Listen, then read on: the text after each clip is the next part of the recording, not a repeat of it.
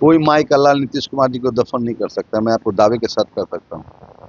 नीतीश कुमार जी 14 करोड़ जनता के दिलों में बसते हैं। जनता दल में आनंद मोहन जी नहीं है। जिस तरह का बेतुका बयान दे रहे हैं कि थैली का राजनीति जनता दल में होता है, थैली दे के मंत्री बनाया जाता है, तो मैं उनसे पूछना चाहता हूँ कि शिवहर में बीजेपी का सीट था ना, वो सीट लेके जनता दल लवली आनंद जी को दी।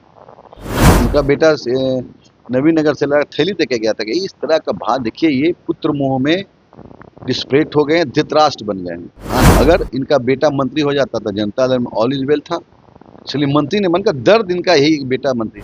इनको तो जिंदगी भर के लिए एहसान मंद होना चाहिए नीतीश कुमार जी। और बताते हैं कि इनके स्वास्थ्य दोनों का खराब, इसलिए स्वास्थ्य मंत्रालय लिया है।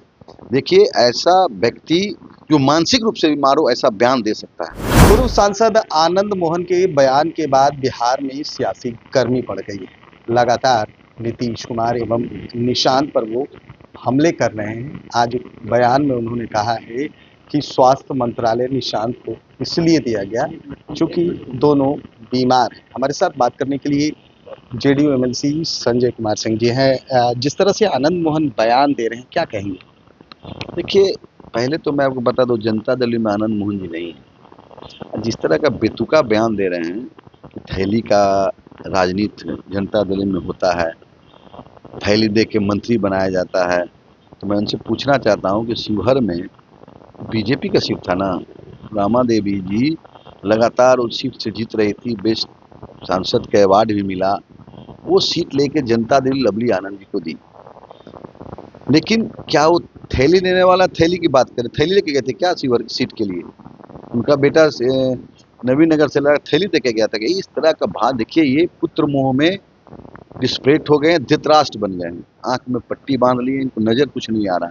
अगर इनका बेटा मंत्री हो जाता तो जनता दल में ऑल इज वेल था, इसलिए मंत्री ने बनकर दर्द इनका यही बेटा मंत्री ने। जिस तरह से वो कह रहे हैं कि कुछ लोगों ने नीतीश कुमार को जिंदा दफन, कोई माई का लाल नीतीश कुमार जी को दफन नहीं कर सकता। मैं आपको दावे के साथ कर सकता हूँ। नीतीश कुमार जी 14 करोड़ जनता के दिलों में बसते हैं, उनको कोई दफन नहीं कर सकता है। राजनीति में नीतीश कुमार जी जो लकीर खींचा है उसको कोई मिटा नहीं सकता है। क्या लग रहा है इन सब बयानों के बाद क्या पार्टी कुछ फैसला लेगी? पार्टी जदयू में है ही नहीं। वो चेतन आनंद जी, लवली आनंद जी कुछ बोल ही नहीं रहे, तो जदयू में ये लोग हैं, वो थोड़े हैं। उस प्राथमिक सदस्य भी नहीं है जदयू में। लेकिन जिस तरह से उनकी बयानों को देखा जाए तो उन्होंने काफी बड़ा आरोप लगाया है कि मंत्री बनने के लिए पैसा लगता है, टिकट लेने के लिए पैसा लगता है। हम तो बोल ही दिए कि टिकट लिए हैं लवली जी का बेटा का, तो थैली लेके गए थे क्या? कभी बोलते चंडलाल चौकड़ी, तो ललन बाबू केंद्र में मंत्री हैं, हम लोग की पार्टी के वरिष्ठ नेता, हमारे कार्यकारी अध्यक्ष के बारे में बोलते हैं, संजय झा जी के बारे में। तो वही ना जाके विजय चौधरी का दरबार करते थे टिकट के लिए। इनको टिकट मिल गया, जीत गए, एक सांसद बन गई, एक बेटा एमएलए बन गया, तो बस खत्म, बात खत्म हो गया। आप भी राजपूत जाति से आते हैं, आनंद मोहन भी राजपूत जाति से आते हैं। कहीं ना कहीं ये कवायद तो नहीं है कि राजपूत का नेता कौन है? ये तो समाज तय करेगा कि राजपूत का नेता कौन है। अपने बोल रहे हैं सिंह इज किंग, टाइगर अभी जिंदा है। तो चित्तौड़गढ़ का सीट मिला ना उनको, नवीन नगर में कितना वोट से जीते? 112 वोट से। तो समझ लीजिए टाइगर कितना जिंदा है।